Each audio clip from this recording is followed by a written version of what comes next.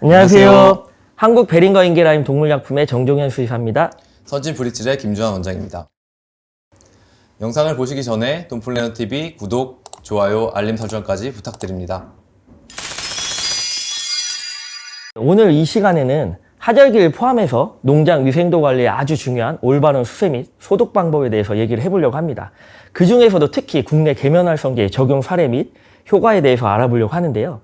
원장님, 이 부분은 사실 저랑 원장님이랑 같이 예전부터 중요하게 생각했던 부분이지 않습니까? 그렇죠. 저도 농장에 많이 권장을 했었는데 아직까지는 이 계면활성제 적용에 대한 부분이 자료나 정보가 조금 부족한 것 같습니다. 그래서 오늘 이 자리를 빌어서 원장님께서 정보를 전달해 주시면 농장에서 많은 도움을 받을 수 있지 않을까 생각을 해봅니다. 특히 하절기는 세균 증식이 많이 되는 것만큼 돈사의 위생도가 좀 떨어지는 시기이기도 합니다. 그거에 맞춰서 계면활성제를 적용해 보신다면 충분히 농장 성적의 개선을 이루실 거라고 생각합니다. 네, 맞습니다. 지금부터 조금 정보를 전달해 주시는 시간을 갖도록 해보겠습니다. 먼저 계면활성제의 그 활용의 경제적 측면을 한번 살펴보겠습니다. 보시면 일단은 돈사에서 활용하는 수세 시간이 감소가 됩니다. 그거에 따라서 실제 사용하는 수세에 사용되는 물 양이 줄어들게 되고요. 많이 출연하신 양승혁 수의사의 얘기를 들었을 때는 수세 1회당 2만 원 정도의 이익을 볼 수도 있고요. 그리고 실제 그 계면활성제를 적용하고 적용하지 않았을 때 상태를 봤을 때 소독만 실시한 것 대비 계면활성제를 적용했을 때 출하 일령이 2.4일 정도 개선되는 것을 문헌적으로 또 확인을 하였습니다. 이 출하일령 2.4일이면은 사실 요즘 사료 가격이 많이 올랐잖아요. 그렇죠. 그걸 생각해보면 정말 큰 경제적 이득이 되겠네요. 네, 맞습니다. 그래서 실제 저희도 직영 농장에서 평가를 해봤을 때 계면활성제 전후에 대비해서 1.2kg가량 71년 수면 체중이 증가한 것을 확인하였고요. 그것뿐만 아니라 앞서 말씀드렸던 수세시간 감소나 적용 동군에서 출하일령 감소 등의 많은 효과들을 누릴 수 있는 게 바로 계면활성제입니다.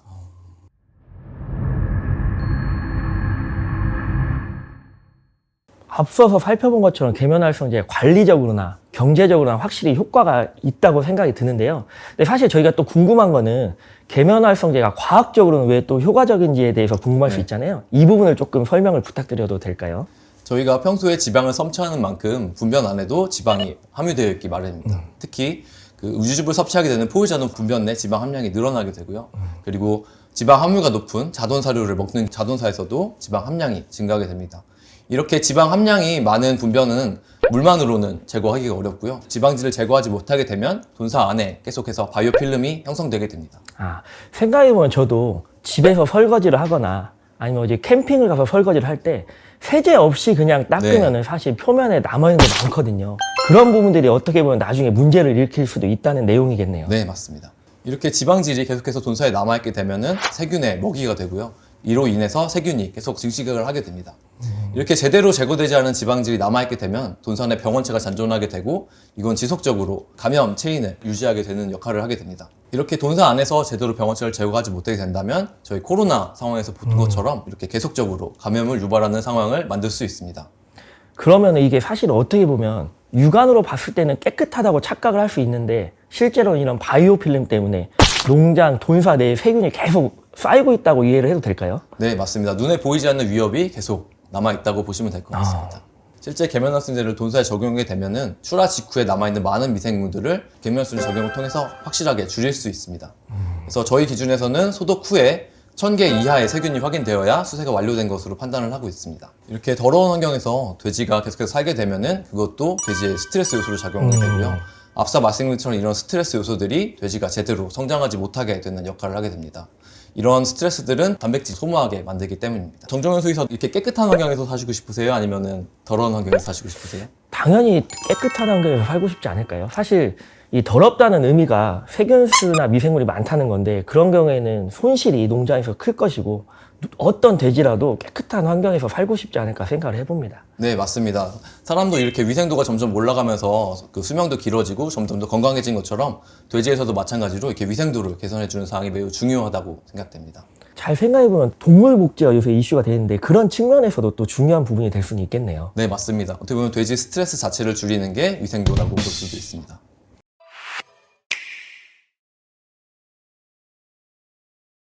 그럼 이제 현장에서 또 항상 궁금해하는 내용들이 있지 않습니까? 특히 이제 계면활성제를 적용을 하게 되면 농장 입장에서는 비용이나 시간이 조금 더 들어간다고 생각을 할 수도 있기 때문에 실제 효과가 있던 사례를 궁금해할 것 같습니다. 이런 사례를 조금 설명을 해주시면 어떨까요? 그래서 실제로 저희도 계면활성제를 현장에 적용하기 전에 얼만큼의 세균수가 감소하는지를 평가를 해봤고요. 그래서 적용한 그런 돈사와 적용하지 않은 돈사에서 아래 보시는 것처럼 직접 거지로 환경 시료를 채취해서 세균수 그리고 문제가 되는 PRS나 서코 항원을 측정해 본 사례가 있습니다.